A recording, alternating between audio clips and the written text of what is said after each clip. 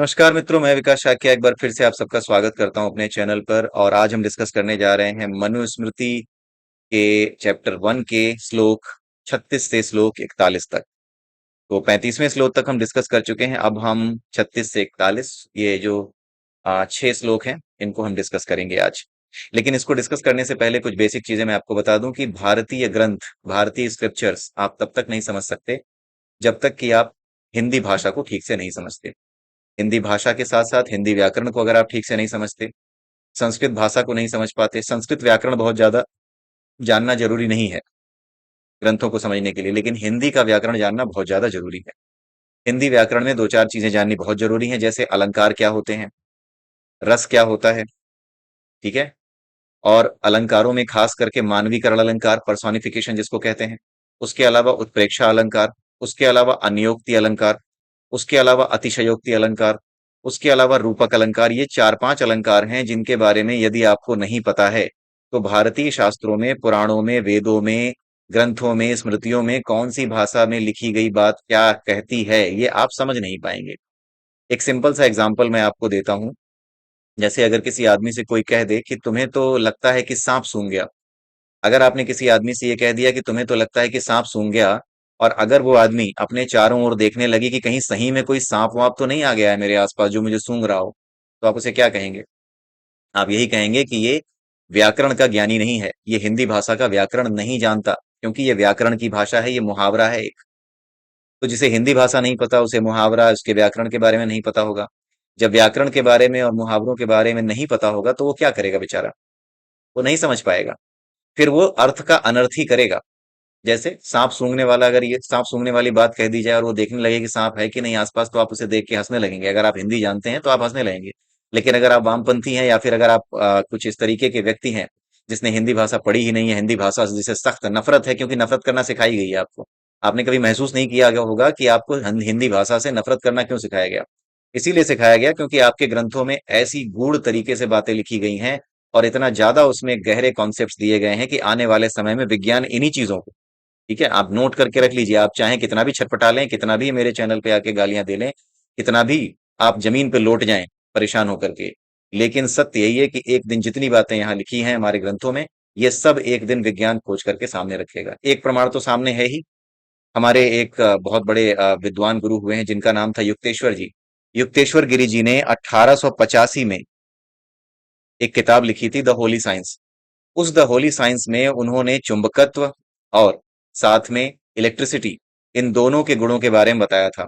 Electricity और magnetism, इन्हीं दोनों चीजों से पूरा संसार उस प्रभु की माया के अंतर्गत काम करता है। वो पीछे भाग रहा है, प्रभु उसे अपनी तरफ खींच रहे हैं। इसीलिए ये संसार का, इस पूरी की पूरी सृष्टि का क्या हो रहा है? फैलाव हो रहा है, ठीक है। ये सब ये सारी की सारी अलंकारिक भाषाएं हैं। आप अगर ध्यान से देखें, अगर आप ध्यान से समझें तो उस बुक में, अगर आप 1885 में जो बुक लिखी है उन्होंने, उसमें उन्होंने साफ बताया है कि ये प्रकृति जो है वो उल्टी दिशा में भाग रही है, और जो परमात्मा है वो इधर की ओर खींच रहा है उसे। जो उल्टी दिशा में भाग रही है वो लगातार भागे चली जा रही है। तो जिन चीजों का निर्माण यहाँ पे ऐसे हुआ था, आगे चल के जब ये पीछे बढ़ती हैं तो ये बड़े साइज में हो जाती हैं। यानी जो हमारा सोलर सिस्टम है, वो सोलर सिस्टम में जितने भी ग्रह आपस में एक दूसरे के आकर्षण से बंधे हैं, ये एक दूसरे के आकर्षण को छोड़ करके कहीं और चले जाएंगे। इस सोलर सिस्टम में कोई और दूसरे जो ग्रह हैं वो आकर के चिपक जाएंगे, ये आकर के यहाँ पर मिल जाएंगे। इस तरीके से ये सारी चीजें बढ़ती चली जा रही हैं, फैलती चली जा रही हैं। ये बात उन्होंने 1885 में पहले ही बता दी थी। इलेक्ट्रोमैग्नेटिज्म के बारे में पहले ही बताया है।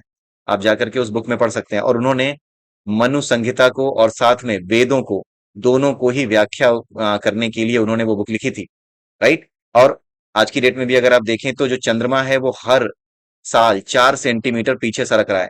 कई लाखों करोड़ों साल बाद ये पृथ्वी के गुरुत्वाकर्षण से बाहर चला जाएगा, और पृथ्वी के गुरुत्वाकर्षण क्षेत्र को छोड़ करके जाने के कारण ये पृथ्वी की कक्षा का चक्कर लगाना बंद कर देगा। ये कोई हवा में नहीं फेंक रहा हूं मैं। वेदों में कुछ भी ऐसा नहीं है जो विज्ञान से परे हो। वेद विज्ञान ही है, इस प्रकृति का विज्ञान ही वेद है। अब ये जो वेद हैं इसमें जो चीज बताई गई है ये आप पुष्टि कर सकते हैं। विज्ञान आज के समय में कहता है यही बात जो द होली साइंस है उसमें युक्तेश्वर गिरी जी ने कही थी। आप उस किताब को पढ़िए। 1885 वो समय है जब इलेक्ट्रॉन तक की खोज नहीं हुई थी। 1897 में आधुनिक विज्ञान ने जो टॉमसन है, वैज्ञानिक टॉमसन, उसने इलेक्ट्रॉन की खोज की थी 1897 में। और 1885 में ये किताब लिखी गई है।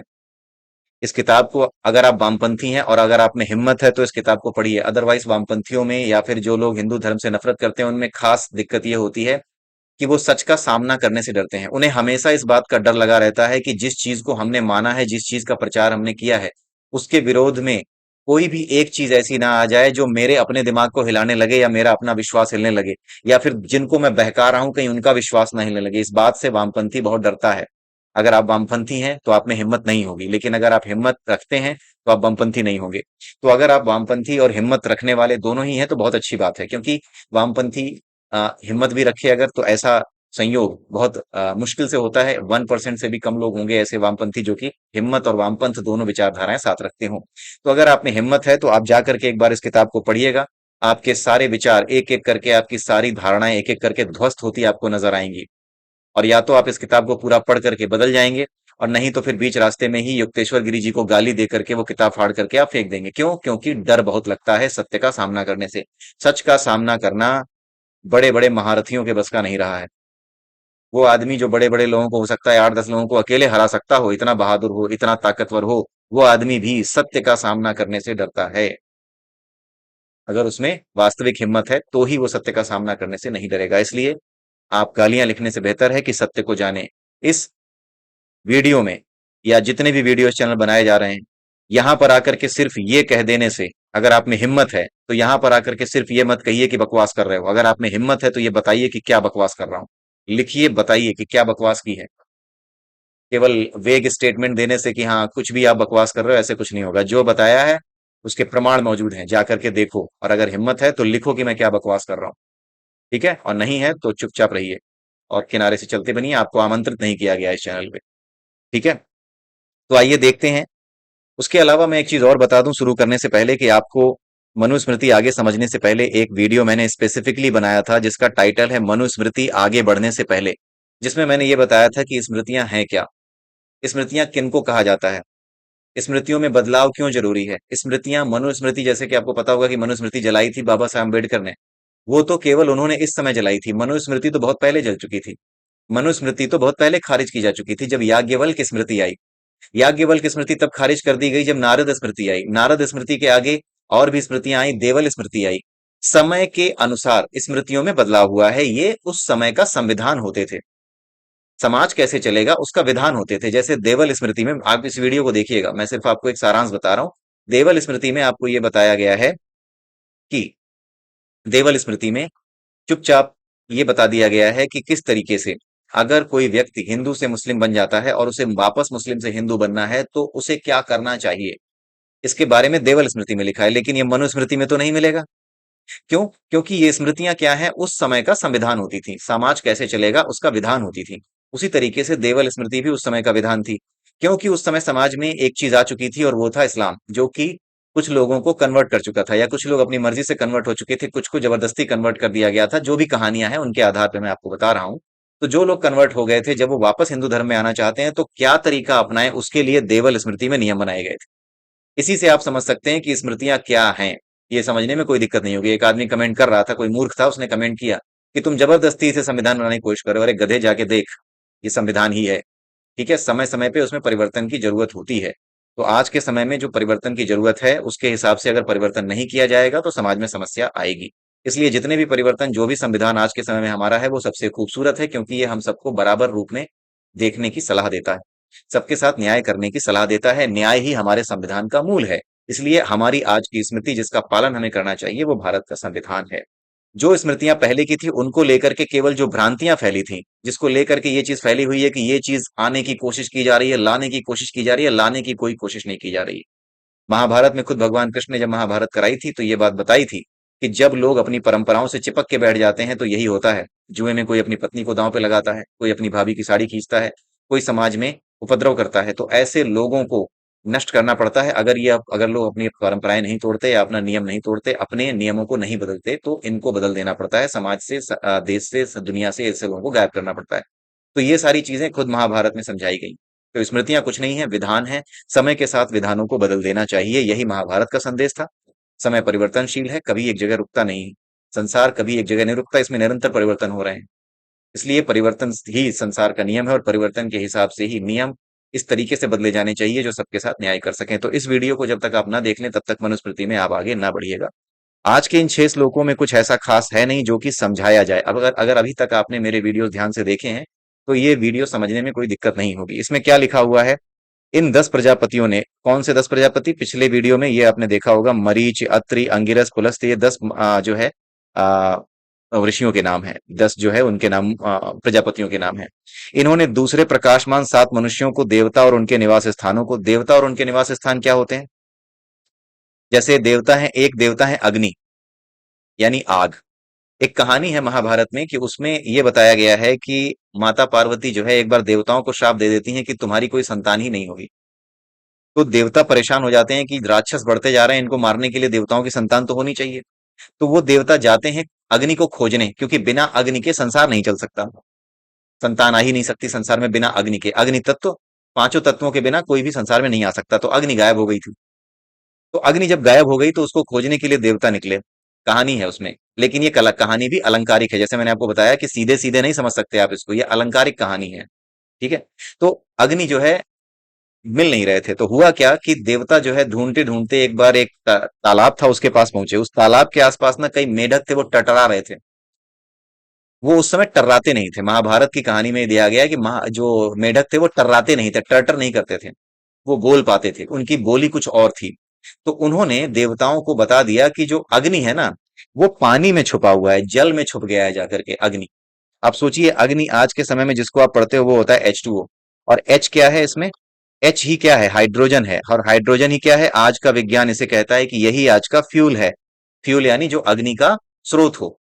तो देखिए कितना क्लियर लिखा हुआ है कि जल जो है वो अग्नि में छुपा हुआ था। वो अग्नि जो है वो जल में ही रहता है। और जल में कौन सा है? ये H, ये हाइड्रोजन तत्व मौजूद है। ठीक है। तो ये जो हाइड्रोजन तत्व मौजूद है, इसी हाइड्रोजन तत्व की वजह से अग्नि उत्पन्न होती है। इसी का पता किसने बता दिया था? मेढक ने बता दिया था। जब मेढक ने बता दिया तो अग्नि ने उसको श्राप दे दिया कि तुमने मेरा पता बताया क्यों? तो उस समय के बाद उसने मेढक को श्राप दिया कि तुम्हारी जो जीभ है ना, वो ऐसी हो जाएगी जो कि तालू से स्पर्श करके कोई शब्द नहीं निकाल पाएगी। तो मेढक की जीभ जो है बिल्कुल एक रस्सी की तरह होती है, जिससे स्पर्श करके वो कभी भी कोई बात कह नहीं सकता। ठीक है। लाइट चली गई है तो मेरा चेहरा नहीं दिख रहा होगा, हो सकता है आपको, लेकिन थोड़ी देर में आ जाएगा। तो जो उसमें बताया गया कि मेढक ने बता दिया, तब अग्नि ने उसको श्राप दे दिया कि तुम्हारी जीभ जो है तालू से स्पर्श नहीं कर पाएगी, तुम बोल नहीं पाओगे। तो उस समय के बाद से मेढक क्या करने लगा? टरटराने लगा। राइट। यानी कि अग्नि के विषय में बात करने पर, अग्नि के विषय में उसका पता बताने पर उसको, मेढक को श्राप दे दिया गया। इन कहानियों के भी अलग अलग मतलब हैं। इस वीडियो में नहीं बता सकता मैं आपको, क्योंकि फिर वीडियो बहुत लंबा हो जाएगा। इन सभी कहानियों के अलंकारिक मतलब हैं। तो जो कुछ उसने कहा, मेढक ने बता दिया पता, तो उसको श्राप मिल गया। उसी तरीके से मेढक के अलावा जब हाथी ने पता बता दिया तो उसकी जो है जीभ को उल्टा होने का श्राप दे दिया गया, उसका भी उल्टा होने का श्राप दिया गया। हाथी के अलावा और भी जानवरों ने जब बताया तो उनमें तरह तरह के परिवर्तन उत्पन्न हो गए। इस तरह की बात वहां पे लिखी है। इनके अलग अलग मतलब हैं। ठीक है। कुछ भी यहाँ पे ऐसा नहीं है जो मैं छुपा रहा हूँ, सारी चीजें आपको बता रहा हूँ। वो ऐसे ही लिखा है, लेकिन ऐसे ही समझा नहीं जाता। वो अलंकारिक भाषा है। ठीक है। उसका अलग मतलब है, उसकी मीनिंग अलग है। ठीक है। अब यहां पर क्या है कि उसी एक तत्व से, अब कुल मिलाकर के बात ये हो रही है, देवता और उनका निवास स्थान, यानी अग्नि का निवास स्थान जल। ठीक है। जैसे हमने 5 तत्वों के बारे में पढ़ा, तो 5 तत्वों में हमने पढ़ा कि जल में अग्नि तत्व भी शामिल है। ठीक है। और उसके बाद ब्रह्मर्षियों को उत्पन्न किया। यक्ष, राक्षस, पिशाच, गंधर्व, अप्सरा, असुर, नाग, सर्प, सुपर्ण, गरुड़ और पितरों को उत्पन्न किया। ये क्या है? ये अलग अलग तरह की योनियां हैं। जैसे यहां पर ब्रह्मा जी कह रहे हैं कि ये सब मैंने ही उत्पन्न किया, एक एक करके। कारण क्या है? बिल्कुल कुल मिलाकर के कारण यही है कि जैसे अगर आपने कोई रिएक्शन शुरू कर दिया, सपोज करो कि आपने एक सुतली बम लिया और सुतली बम को जला करके छोड़ दिया, इसको फटने दिया। जब ये सुतली बम फटा तो इससे आग निकली, इससे धुआं निकला। ठीक है। इससे आवाज उत्पन्न हुई। 3 चीजें उत्पन्न करी आपने। ठीक है। कारण कौन बना? कारण बने आप, क्योंकि आपने ही सुतली बम में आग लगाई थी। क्योंकि सुतली बम में आग आपने लगाई थी, इसलिए इस बम के साथ जो आवाज आ रही है बम के जलने के बाद, इस बम के साथ जो धुआं निकल रहा है, इस बम की वजह से जो आग निकली है, इन तीनों का कारण कौन हुआ? इन तीनों के कारण आप ही हुए। यही अलंकारिक भाषा है जिसका इस्तेमाल यहां पर किया गया है कि ब्रह्मा ने ही इन सभी चीजों को उत्पन्न किया। क्यों? क्योंकि उस शक्ति के प्रकट होने पर, या उस विद्युत शक्ति के अलग अलग रूपों में आने पर, जो कि हमने विज्ञान उसमें जो द होली साइंस है, द होली साइंस में जो पढ़ा है, उसमें पढ़ा कि हाँ पहले इलेक्ट्रिक चार्जेस पैदा हुए, फिर मैग्नेटिज्म पैदा हुआ। मैग्नेटिज्म की वजह से सारा का सारा जो है नए नए तत्व, पृथ्वी, जल, आकाश, अग्नि, वायु, देवता, गंधर्व, ये सब चीजें प्रकट होने लगे। वही चीज वहां बताई गई, वही चीज यहाँ लिखी है। लेकिन यहाँ पर उसकी वैज्ञानिक व्याख्या नहीं है, यहाँ पर उसकी अलंकारिक व्याख्या है। विज्ञान और साहित्य दोनों में अंतर होता है। विज्ञान अलग तरीके से अपनी बात को कहता है, साहित्य अलग तरीके से कहता है। तो यहाँ पर साहित्यिक भाषा के माध्यम से ये बात समझाई जा रही है कि ब्रह्मा ने ही इन सब चीजों को उत्पन्न किया। ठीक है, जैसे बिजली है, अगर बिजली आकाश में लड़ती है, आकर के पैदा होती है, बिजली आकाश में पैदा होती है जब बादल गरजते हैं, तो उससे बिजली तो आती ही है, आग आग तो लगती ही है। अगर को कहीं टकरा जाए तो आग भी लग जाएगी, आग के बाद धुआं भी उत्पन्न होगा और साथ में ध्वनि भी उत्पन्न होगी। उसी तरीके से वो जो ऊर्जा है वो सब कुछ उत्पन्न करने वाली है, जो परम ऊर्जा जिसे कहते हैं, परमात्मा जिसे कहते हैं, वो सब कुछ प्रकट करने वाली है। तो उसी से ये सारी चीजें प्रकट हुई हैं। सर्प, सुपर्ण, गरुड़ादि, पितर, इनके बारे में अगर आप डिटेल में पढ़ना चाहें तो अलग अलग जाकर के पढ़ सकते हैं। ठीक है, लेकिन ये उसी एक शक्ति से, उसी एक ऊर्जा से उत्पन्न अलग अलग प्रकार की ऊर्जाएं हैं। राक्षस कोई व्यक्ति नहीं है, राक्षस एक गुण है। पिशाच कोई व्यक्ति नहीं है, पिशाच एक गुण है।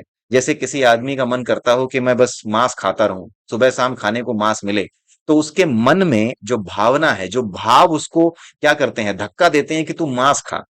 हमारा मन नहीं करता, मन को धक्का मिलता है। हमने जैसी प्रवृत्ति बना ली है, जैसी आदत बना ली है, उसी हिसाब से मन हमें धक्का देता है। ठीक है, अगर हमारी आदत दूसरों की बुराई करने की है तो हमारा मन हमेशा धक्का देता है कि किसी अच्छी चीज में भी बुराई खोज लो। उसी तरीके से पिशाच जो है, ये क्या है, एक तत्व है जो हमारे अंदर होता है, जो हमेशा परेशान रखता है कि ये खा जाऊंगा, वो खा जाऊंगा, स्वाद के लिए कुछ भी खा जाऊंगा। ठीक है, कभी कबूतर खा के देखता हूँ, आज तक जो है मेढक खा के नहीं देखा, ये भी खा के देखते हैं। आज तक जो है सांप खा के नहीं देखा, ये भी देखते हैं, इसमें भी स्वाद होगा। तो हर तरह की चीज को खा जाने का जिसका मन करता है, उसके अंदर जो तत्व है, उसी तत्व को पिशाच कहते हैं, जिसकी वजह से उसका अंतःकरण, उसका मन मोटिवेट हो रहा है, प्रेरित हो रहा है ये सब खाने के लिए, उसी को पिशाच कहते हैं। पिशाच कोई आदमी नहीं है जिसके सिर पे सींग लगे हैं, सामने दिखाई दे। सींग तो इसलिए लगा के दिखाए जाते हैं ताकि ये बताया जा सके कि ये आदमी जानवर की तरह होता है, इसकी प्रवृत्ति, इसका स्वभाव जानवरों वाला होता है। ये समझाने के लिए हमारे यहाँ बताया गया है ये। ठीक है, और अगर आप अपनी प्रवृत्ति ऐसी बना लें इस शरीर में रहते हुए ही, तो भी आपके चेहरे पे, आपके शरीर में परिवर्तन होने लगते हैं। ऐसे कुछ लोगों का चेहरा देखते ही लगता है कि इसकी आंखें हमेशा लाल हैं, ये तो अभी कुछ झगड़ा कर लेगा। कुछ लोगों को देख के लगता है ना, इससे कुछ बोलूंगा तो शायद झगड़ा कर ले। तो आपका चेहरा भी आपकी आदत के अनुसार बदल जाता है। सिर पे सींग नहीं आते, हो सकता है वो भी आ जाएं। अगर आप अपनी हरकतें ना सुधारें और इतने ज्यादा क्रूर बन जाएं, तो हो सकता है उस तरह का परिवर्तन आपके अंदर हो जाए कि आपके सिर पे सींग भी निकल आए। लेकिन ये अभी तक मैंने नहीं देखा है, ना किसी ने देखा है। तो ये अलंकारिक भाषा में लिखी गई बातें हैं। लेकिन हाँ, जैसे आपके चेहरे पर परिवर्तन आते हैं जब जब आप गुस्से में हो, या फिर लगातार आपकी आदत ही ऐसी हो, भले आप गुस्से में ना हो, लेकिन अगर आपकी आदत ऐसी है कि दूसरों की बुराई करते हैं, हमेशा गुस्से में रहते हैं, तो चेहरा आपका बिना बात के भी लाल रहेगा। कुछ टीचर होते हैं ना, कुछ अध्यापक होते हैं कि उनको देखते ही डर डर डर जाते हैं बच्चे, कि नहीं नहीं यार, ये आए हैं तो क्लास में शोर मत करना, नहीं बहुत मारेंगे ये। ठीक है, तो इस तरह की चीजें जो होती हैं, ये आपको विजिबल होने लगती हैं, दिखने लगती हैं किसी के चेहरे पर। उसी तरीके से, क्योंकि दिखने वाली चीजें ही हम लोग जान पाते हैं, समझ पाते हैं, इसीलिए हमारे यहाँ इस तरीके से इन बातों को लिखा गया है ताकि समझने में आसानी हो। और कोई कारण इसका नहीं है। अब यहाँ पर जितनी बातें लिखी गई हैं, विद्युत, बिजली, अशनि, अशनि भी एक तरह की बिजली है, रोहित, इंद्रधनुष, उल्का, निर्घात, केतु, इन सब चीजों के बारे में आप चाहें तो अलग अलग पढ़ सकते हैं। यहाँ पर डिटेल में मैं इनको पढ़ाने वाला नहीं हूँ। निर्घात, केतु, एक वीडियो प्लेलिस्ट और बनाऊंगा मैं अलग से, जिसमें ग्लॉसरी ऑफ द सनातन धर्म, इसको हम पढ़ेंगे। मतलब जो ग्लॉसरी है सनातन धर्म की, जिसमें रोहित, इंद्रधनुष, उल्का, निर्घात, केतु, ये जो शब्द आ रहे हैं, इनके मतलब हम समझेंगे।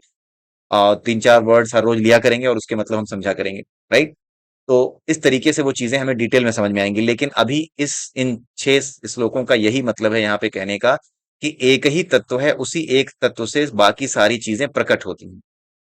ठीक है, एक ही तत्व से, यानी ब्रह्मा तत्व से सारी चीजें प्रकट हैं। चाहे वो देवता हो, गंधर्व हो, किन्नर हो, कुछ भी हो, वो सब उन्हीं से प्रकट हैं। एक ही ऊर्जा अलग अलग रूपों में व्यक्त है। जैसे पानी जो है बर्फ के रूप में भी हो सकता है, पानी गैस के रूप में भी हो सकता है। जो उमस होती है, जो वाष्प होती है, उसी को कहते हैं उमस, जो जिसकी वजह से बारिश होती है। जब उमस ज्यादा हो जाती है तो पानी ज्यादा हो जाता है वातावरण में, पानी जलवाष्प ज्यादा हो जाती है। जब वो टकराती है ठंडी हवाओं से तो उसका वजन बढ़ता है, तो पानी की बूंदे बन के नीचे गिरने लगता है, बारिश होने लगती है। तो एक ही चीज, वही H2O, वही पानी गैस के रूप में है, वही पानी ठोस के रूप में, बर्फ के रूप में है, वही पानी पानी के रूप में भी है। तो एक ही चीज अलग अलग रूपों में विद्यमान होती है, अलग अलग रूपों का निर्माण करती है। ऐसा नहीं है कि पानी एक जगह बन गया दूसरी जगह बन नहीं सकता, ऐसा थोड़ी है कि यहाँ पर मेरे यहाँ बर्फ रखी है तो बस हो गया काम। और भी जगहों पे पानी, और भी जगहों पे यही ऊर्जा अपना खेल दिखा रही है। वहां पर भी पानी, बर्फ और ये सारी चीजें हो रही हैं, यानी ये पूरे के पूरे तत्व पूरे सृष्टि में फैले हुए हैं, जगह जगह अलग अलग रूपों में प्रकट हैं। उसी पानी का प्रकटीकरण क्या है? उसी पानी के रूप में प्रकट होते हैं पेड़ पौधे। अगर पानी ना हो तो पेड़ पौधे ही मर जाएं, हम भी खत्म हो जाएं। राइट? तो हम क्या हैं अंत में? उसी एक तत्व से जिससे पानी बना है, उसी पानी के कारण हम भी हैं, उसी सूर्य के कारण हम भी हैं। तो उस उन्हीं तत्वों से नई नई चीजें बनती रहती हैं। कुल मिलाकर के एक तत्व से, जैसे आटा है आपके पास, आटा आपने गूंथा और गूंथने के बाद एक जो है बच्चे के लिए छोटी चिरैया बना दी, और जो है पापा के लिए बड़ी रोटी बना दी, और दूसरों के लिए पराठा बना दिया। एक ही आटा है लेकिन उससे क्या बन गई? तरह तरह की चीजें बन गई। और जिस जो चीजें आपने बनाई उनको बनाने का साधन भी इसी दुनिया में मौजूद है। तो एक ही ऊर्जा, वही ब्रह्मा, वही परमात्मा, ब्रह्मा के रूप में, विष्णु के रूप में, भगवान शिव के रूप में, सबके रूप में मौजूद है, और अलग अलग रूपों में व्यक्त होता रहता है। कहीं जैसे आटे से कहीं पराठा है, कहीं रोटी है, कहीं लड्डू हैं। राइट? ये सब क्या है? आटे के ही अलग अलग रूप बना दिए गए। ठीक है? तो एक ही चीज अलग अलग रूपों में व्यक्त होती है। कुल मिलाकर के जिस तरह की आपकी इच्छा होगी उसी तरह की चीजें व्यक्त हो जाती हैं। उसी तरीके से जो ब्रह्मा है, उनकी जो इच्छा है वो क्या है? वो मॉडस ऑपरेंडी है। जैसे अगर हम कहें कि जो हमने पोटास लिया है, उसकी इच्छा थी कि मैं आवाज करूं, उसकी इच्छा थी कि मैं अग्नि छोड़ूं, उसकी इच्छा थी कि मैं धुएं का कारण बनूं। तो उसकी इच्छा मतलब क्या हुआ? उसकी इच्छा मतलब यह हुआ उसकी प्रवृत्ति, उसकी पूरी की पूरी केमिकल कंपोजिशन जो उसको खास तरीके से प्रकट होने में अलग अलग रूपों में मदद कर सकती है, उसी को इच्छा कहते हैं। इच्छा कुछ और नहीं है। इच्छा आपकी प्रवृत्ति है, जो कुछ आपका सामर्थ्य है। इच्छा कुछ और नहीं होती। इच्छा सामर्थ्य के अधीन होती है। हमारा सामर्थ्य ही, हमारी शक्ति ही हमारी इच्छा का प्रतीक होता है। ठीक है?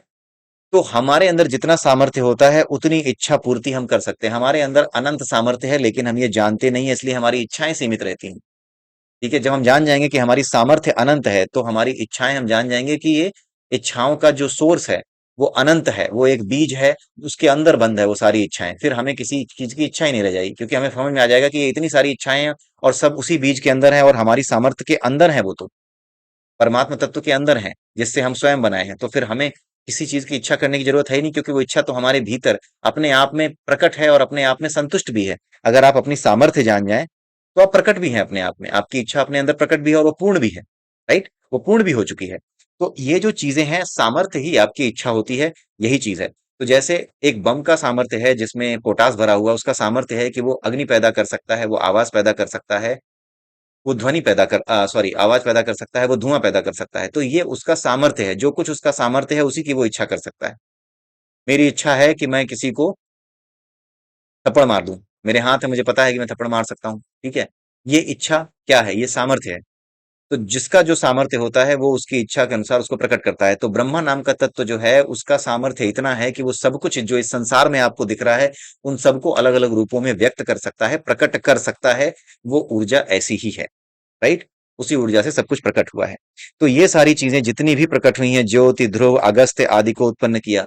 यहाँ पे पढ़ लीजिए बस, किन्नर अश्वमुख नरदेह, क्योंकि इसके बारे में एक एक करके मैं आपको इस वीडियो में नहीं बता सकता। पशु, मृग, मनुष्य, सर्प, ऊपर नीचे दांत वाले जीव, कृमि, कीट, पतंग, जूं, मक्खी, खटमल और संपूर्ण काटने वाले छोटे जीव, मच्छर आदि मेरी आज्ञा और अपनी तपस्या से मरीच आदि महात्माओं ने इस स्थावर जंगम विश्व को कर्मानुसार रचा है। यानी कि सिर्फ ये नहीं है कि वो भी प्रकट करते हैं, अकेले सब कुछ वही नहीं प्रकट कर रहे। जैसे मैंने आपको बताया ना कि जो चीज है, जैसे आटा है, उससे अकेले जैसे सपोज करो कि एक आटे की है एग्जांपल ले लेते हैं। आटा है, उससे आप क्या कर रहे हो? आप उससे, आप आटे को क्या कर सकते हो? आप सूखा भी छोड़ सकते हो, उसे गीला कर दोगे तो उससे बनने वाली चीजें अलग होंगी। उसे सूखा छोड़ दोगे तो उससे बनने वाली चीजें हो सकती हैं लड्डू, उससे बनने वाली चीजें हो सकती हैं पंजीरी, जो कथा में बांटी जाती है सत्यनारायण भगवान के। तो अगर आपने आटे को क्या कर दिया, चूरे के रूप में छोड़ दिया, तो इसकी कल्पना ऐसे कीजिए कि आपने आटे को, यानी ब्रह्मा ने आटे को एक ऐसा रूप दे दिया, इस रूप में छोड़ दिया जिस रूप में वो चूरन के रूप में है, चूर्ण के रूप में है। तो उससे वो अलग चीजें बनाएगा, वो चूर्ण जो है वो अलग चीजों में परिवर्तित हो जाएगा। लेकिन जब आटा गीला कर दिया तो इससे बनने वाली चीजें अलग होंगी, उससे फिर लड्डू नहीं बनेगा, फिर उससे बनेंगे पराठे, फिर उससे बनेगा रोटी। ठीक है? ये सारी चीजें बनेंगी। तो यही चीज यहाँ पे बताई गई है कि मेरी आज्ञा और मेरी तपस्या से, मेरी आज्ञा और अपनी तपस्या से तपस्या क्या होती है? तपस्या यानी अपनी शक्तियों को पहचानना, अपनी शक्तियों का उपयोग करने की जो है प्रज्ञा आ जाना, बुद्धि आ जाना, वही कहा जाता है तपस्या। ठीक है, उसके लिए मेहनत करनी पड़ती है, उसके लिए विचार करना पड़ता है, गहराई में उतरना पड़ता है कि तुम्हारी सामर्थ्य क्या है, उसे जानना पड़ता है। तो अपनी तपस्या, मेरी आज्ञा और अपनी तपस्या, यानी ब्रह्मा ने कहा कि जो मैंने बनाया, जो आटा, एक आटे का एग्जांपल ले लीजिए, आटा मैंने बनाया, वो आटा सूखा भी हो सकता है, गीला भी हो सकता है। तो गीले वाले आटे को कुछ और नाम दे दो, मान लो उसको मरीच कह दिया। सूखे वाले आटे को कुछ और नाम दे दो, किसी और देवता का नाम दे दो। जो सूखे वाला आटा है वो देवता किसी और तरीके की चीजों का निर्माण कर रहा है, लड्डू वड्डू बना रहा है। जो गीले वाला आटा है उसका देवता कुछ और चीजों का निर्माण कर रहा है। तो हर चीज का एक अधिष्ठात्रा देवता है। अधिष्ठात्रा, अधिष्ठात्री देवी या देवता है। ठीक है, अधिष्ठान देवता है। तो उसी से क्या होता है, अलग अलग चीजों का निर्माण होता है। यानी कि अकेले एक चीज का निर्माण ब्रह्मा भी नहीं कर रहे, उनकी आज्ञा से बाकी चीजें भी अपना निर्माण कर रही हैं, नए नए चीजों को सामने रख रही हैं।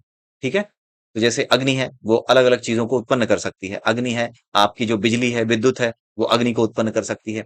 तो अग्नि जो है एक तरीके से ब्रह्मा की आज्ञा से ही, सॉरी, बिजली जो है ब्रह्मा की आज्ञा से ही अग्नि उत्पन्न करती है, ये आप कह सकते हैं।